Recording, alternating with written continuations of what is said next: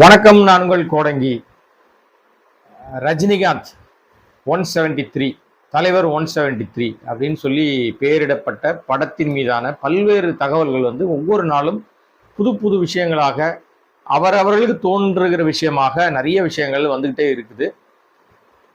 சுந்தர்சி வெளியேறியதற்கான பல காரணங்களை பல பேர் சொல்லியிருந்தாங்க. நம்முடைய சேனல்ல நமக்கு கிடைத்த தகவலை என்ன சொல்லியிருந்தோம்? ஆரம்பத்திலே அதான் சொன்னோம், இப்பவும் அதான் சொல்றோம். கதையில் திருப்தி இல்லை. அந்த கதை ஏற்கனவே வேறொரு செய்யப்பட்ட கதை. அது வேறொரு நடிகர் ஹீரோ ரிஜெக்ட் பண்ணப்பட்ட கதையை பட்டி டிங்கரிங் பார்த்து ரஜினி கிட்ட கொண்டு வந்தாரு. ஒரு கதை 2 கதை சொல்லியும் திருப்தி இல்லைன்னு இந்த கதையை கொடுத்து எப்படியாவது ஓகே வாங்கலாம் நினைச்சாரு. அது நடக்கலன்னு அவர் அவசரப்பட்டு முடிவெடுத்து விட்டார். வரலாற்றில் மிகப்பெரிய பிழையை சுந்தர்சி செய்து விட்டார். இனிமே காலத்துக்கும் சுந்தர்சிக்கு இது கரும்புள்ளியாக இருக்கும் அப்படின்னு நம்ம ரொம்ப ஸ்ட்ராங்கா சொல்றோம். அதுதான் நடக்கவும் போகுது. ஏன்னா இதுக்கு மேல சுந்தர்சி 1000 வெற்றிகள் கொடுத்தாலும் ரஜினிகாந்தை இயக்கும் அந்த இயக்குனர் வாய்ப்பை தவற விட்டது மிக மிக தவறான ஒரு செயல். அவசரப்பட்டுட்டாரு. அது என்ன அவசரம்?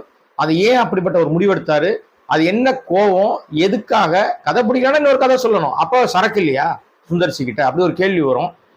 இன்னொன்று என்னன்னா, நம்ம தான் நல்லா பெரிய லெவல்ல இருக்குமே, நம்ம இங்க போய் நம்ம ஏன் திரும்ப போய் பெரிய ஜாம்பவான்கிட்ட மாட்டிக்கணும் அப்படின்னு நினைச்சாருன்னா, அவர் அந்த அறிவிப்பு வருவதற்கு முன்பாகவே தப்பிச்சு போயிருந்துருக்கும், வந்திருக்க கூடாது.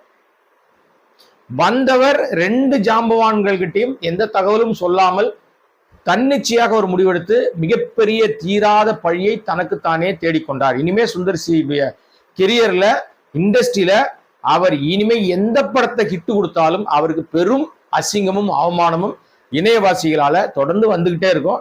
அதுதான் நமக்கு வேதனையா இருக்கு. நல்ல இயக்குனர், நல்ல காமெடி சென்ஸ் உள்ள இயக்குனர், ஆனா அவர் இப்படி போய் மாட்டிக்கிட்டாரே அப்படின்னு நமக்கு ஒரு வேதனையா இருக்கு. அதுதான் தவிர வேற ஒன்றும் கிடையாது. இன்னொரு விஷயத்த ரொம்ப தெளிவா சொல்லணும் அப்படின்னா, இப்ப நான் பேச போறது அந்த 173ல யார் இயக்குனர், அடுத்த இயக்குனர் யாரு அப்படின்னா அது ஒரு தகவல் இருக்கு. அது இன்னொரு வீடியோவா நான் சொல்றேன். இதுல ரஜினிகாந்தினுடைய 50வது பொன் விழா. நான் முன்னாடியே நிறைய இப்ப இடையில நான் கொஞ்ச நாளா பேசாம இருந்தேன் இல்லையா, அந்த நேரத்துல என்னுடைய பட விஷயங்களுக்காக நான் நிறைய வேலைகள் பார்த்ததுனால பேச முடியல. முன்னாடியே நான் அதை சொல்லியிருந்திருக்கிறேன். ஏற்கனவே சன் தொலைக்காட்சி சன் நெட்வொர்க் நிறுவனம் இவருடைய பொன் விழாவை கொண்டாடுவதற்கு ஒரு பெரிய பிளான் வச்சுட்டு இருக்காங்க. அது ஒரு பெரிய விழாவாக அவங்க பண்ண போறாங்கன்னு சொல்லிட்டு இருக்கேன். அது விரைவில் அதற்கான அறிவிப்பு வரும். இடையிலேயே ஒன்றிய அரசாங்கம் நிச்சயமாக 50வது பொன் விழாவை முன்னிட்டு ரஜினிகாந்துக்கு ஏதாவது வகையில ஒரு பெரிய கௌரவத்தை கொடுப்பார்கள் அப்படின்னு முன்னாடியே நம்ம சொல்லியிருக்கிறோம். இப்ப அது உறுதிப்படுத்தப்பட்டிருக்கு. எப்படி அப்படின்னு சொன்னா, கோவாவில் நடக்கிற பிலிம் ஃபெஸ்டிவல் அங்க கடைசி நாள் அன்னைக்கு ரஜினிகாந்துடைய இந்த 50வது பொன்விழா ஆண்டை கொண்டாடும் விதமாக 172 கூலி வரைக்கும் அவர் முதல் படம் ஆரம்பிச்சு எல்லா படங்களிலிருந்தும் மிக முக்கியமான சில காட்சிகளை, சில வசனங்களை, சில அவருடைய நடிப்பை காட்சிப்படுத்தி ஒரு பெரிய ஒரு டாக்குமெண்ட்ரியாக ஒரு விஷயத்தை உருவாக்கி இருக்காங்க. அது அந்த கடைசி நாள் அன்றைக்கு ஃபெஸ்டிவல்ல, கோவா ஃபெஸ்டிவல்ல திரையிடப்படுவதற்கான வேலைகள் தொடங்கி விட்டது. அது செய்ய போறாங்க. அங்கே ரஜினிகாந்த் அவர்கள் ஹானர் செய்யப்படுகிறார். அவருக்கு அங்க பெரிய மரியாதை, பாராட்டும் அங்கே வழங்கப்படுகிறது. அந்த விழாவில் நிச்சயமா ரஜினிகாந்தை வைத்துதான் அவங்களுக்கு ஆதாயம். அதனால நிச்சயமா ஒன்றிய அரசாங்கத்தினுடைய பிரதமர் மோடி வரலாம், அமித்ஷா வரலாம், அந்த துறை அமைச்சர் வருவாரு. இப்படி ஒன்றிய அரசாங்கத்தினுடைய மிக முக்கிய நபர்கள் எல்லாம் அந்த விழாவில் பங்கேற்பதற்கான வாய்ப்புகள் அதிகம். ரஜினிக்கு ஒரு பெரிய விருது கொடுக்குறாங்க, அல்ல ரஜினிக்கு ஒரு பெரிய மரியாதை கொடுக்குறாங்க, 50வது பொன் விழாவை நாங்க எடுத்து பண்றோம் அப்படின்னு சொல்லி ஒன்றிய அரசாங்கமும் குறிப்பாக பாஜகவும் அதை கையில் எடுத்துக்கிட்டு அதை ஒரு தேர்தல் யுக்தியாக தமிழ்நாட்டில் பயன்படுத்துவாங்க. ரஜினி ரசிகர்கள் எல்லாருமே ஆவலா காத்திருக்காங்க. தலைவருக்கு 50வது பொன் விழாவை யார் கொண்டாட போறாங்க, எப்படி கொண்டாட போறாங்க? ஏன்னா ஆகஸ்ட் மாசம் அவர் திரையில கால் பதித்த முதல் படம் திரையிட்ட அந்த நாளை இங்க நினைவு கூர்ந்து தனிப்பட்ட விதத்துல பேசியவர்கள், தனிப்பட்ட விதத்துல வாழ்த்தியவர்கள் தான் ஒரு சிலர். ஒரு அமைப்பாக இதுவரைக்கும் எந்த ஒரு பாராட்டு பத்திரமோ, எந்த விதமான ஒரு வாழ்த்தோ எந்த அமைப்பும் பண்ணல. எவ்வளவு ஒரு அயோக்கியத்தனம்! இதை நம்ம பல முறை சொல்லியிருக்கிறோம். மீண்டும் அதை தெளிவா சொல்ல விரும்புறோம். ஏன்னா இதுவே நம்ம மறைந்த கேப்டன் மட்டும் அவர் இருந்திருந்தால் இந்த நேரத்துல, உண்மையிலே சொல்றேங்க, அவர் நிஜமாவே கேப்டனுங்க. அரவணைத்து செல்வதில் அவர் மாதிரி யாரும் மிஞ்சவே முடியாது. அவர் மட்டும் இருந்திருந்தால் ரஜினிகாந்துக்கு இந்த 50வது பொன் விழாவை மிக பிரம்மாண்டமாக திரையுலகம் திரும்பி பார்க்குற மாதிரி ஒரு பெரிய விழா நடத்தியிருப்பார். அத்தனை சிறப்பாக கண்டிப்பா அவர் பண்ணியிருப்பாரு. நம்ம அவரை ரொம்ப மிஸ் பண்ணிட்டோம். அதுதான் மிஸ் பண்ணவர் தானே ரொம்ப யோசிப்போம் நம்ம, அடடா அப்படின்னு சொல்லிட்டு. இவருக்கு 50வது ஆண்டு விழாவை கொண்டாடுவதற்கு யாருமே இல்லை. ஆனா அதே நேரத்துல கமலுக்கு 50வது அந்த விழாவை எல்லாம் கொண்டாடினாங்க. ஆனா அது கூட அமைப்புகள் எதுவும் கொண்டாடல, ஒரு தனியார் தொலைக்காட்சி தான் கொண்டாடுச்சு. அந்த வகையில இவருக்கு என்ன பண்ண போறாங்கன்னு தெரியல. சன் நெட்வொர்க் ஒரு வேலை பார்த்துக்கிட்டு இருக்காங்க. ஜெயிலர் 2 அவங்க கண்ட்ரோல்ல தான் இருக்கு.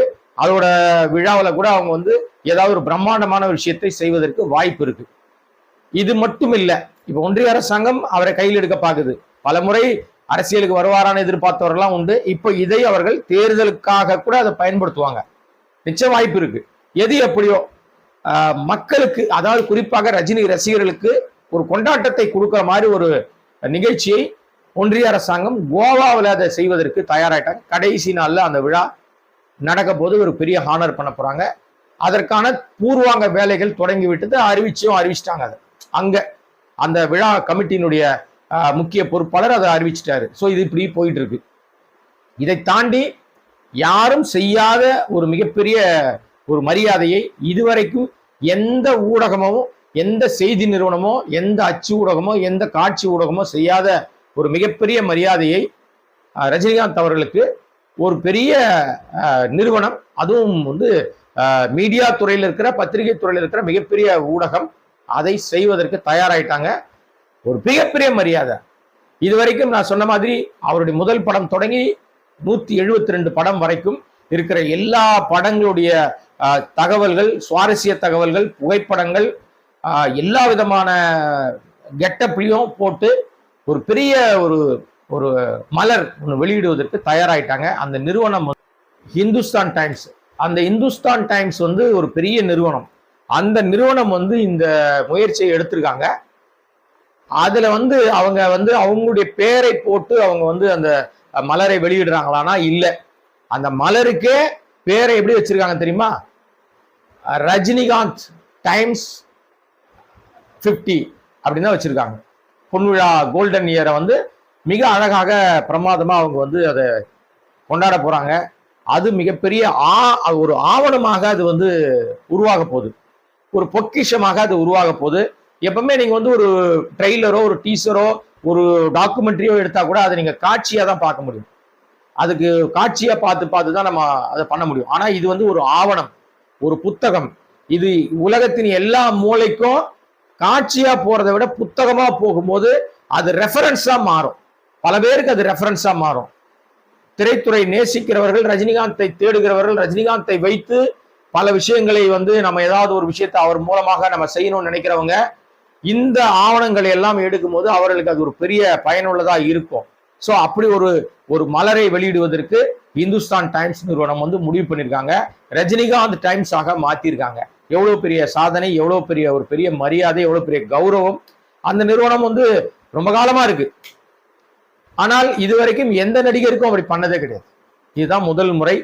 அது அவருக்கு பெரிய கௌரவம். ஆனால் என்ன, நம்ம அமைப்புகள் வந்து இதுவரைக்கும் எந்த விதத்திலும் அவர்களுக்கு பெரிய பாராட்டோ பெரிய விஷயங்களோ பண்ணாதது வருத்தம், ஒரு வேதனை. ஆனா அதுல இவங்க என்ன காரணம் வந்து வச்சிருக்காங்க, ஏன் இதை முன்னெடுக்க மாட்டேங்கிறாங்க, ஏன் இதை வந்து முன்னாடி எடுத்து செய்ய மாட்டேங்கிறாங்கன்னு தெரியல. அதற்கு பல காரணங்களை அவர்கள் சொல்வதற்கு வாய்ப்பு இருக்கு. எந்த காரணமா இருந்தாலும் புகழின் உச்சத்தில் இருக்கிற சூப்பர் ஸ்டாரினுடைய புகழை யாராலும் குறைக்க முடியாது. சினிமா புகழ் நான் சொல்ல வர்றது உங்களுக்கே தெரியும். நான் வந்து எப்பவுமே ரஜினிகாந்த் அவருடைய அரசியலை பார்க்கவே மாட்டேன்.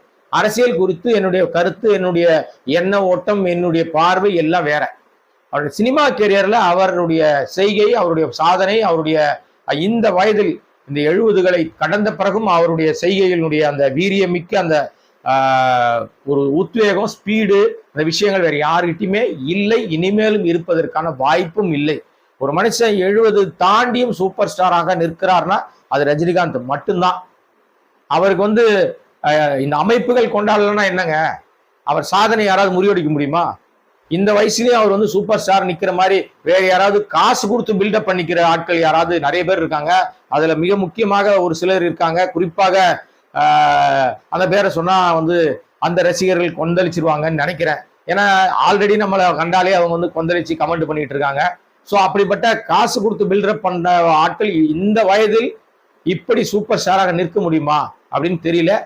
அது மாதிரி பல விஷயங்கள் இருக்குன்னு வச்சுங்களேன். ஸோ ரஜினிகாந்த் அவர்களுக்கு மிகப்பெரிய மரியாதையும் மிகப்பெரிய ஒரு விஷயத்தையும் பொன்விழா ஆண்டில் செய்வதற்கு இந்த 2 சம்பவங்கள் மிக முக்கியமா இருக்கு. இதை தாண்டி ஆண்டினுடைய இறுதியில ஜெயிலர் 2 பண்ணுகிற சன் நிறுவனம் அவருக்கு பெரிய பாராட்டு விழா செய்வதற்கு திட்டம் இருக்குன்னு சொல்லியிருக்காங்க. முன்னாடியே நான் சொன்ன மாதிரி தயாரிப்பாளர் தானு அவர்களும் முன்னாடி ஒரு நிகழ்ச்சியை நடத்தலாமான்னு முன்னாடி பேசியதாக ஒரு தகவல் வந்துச்சு. அது எந்த அளவுக்கு இருக்குன்னு தெரியல. நம்ம அவரை சந்திக்கும் போது இது சம்பந்தமா கேட்டு ஏதாவது அப்படி ஒரு விஷயங்கள் இருக்கான்னு சொல்லி நம்முடைய நேயர்களுக்கு சொல்லலாம். மீண்டும் ஒரு நல்ல விஷயத்தோடு சந்திக்கிறேன். நன்றி, வணக்கம். வீடியோ உங்களுக்கு பிடிச்சிருந்தா ப்ளீஸ் லைக் அண்ட் ஷேர் பண்ணுங்க. மறக்காம எங்க சேனலை சப்ஸ்கிரைபும் பண்ணுங்க.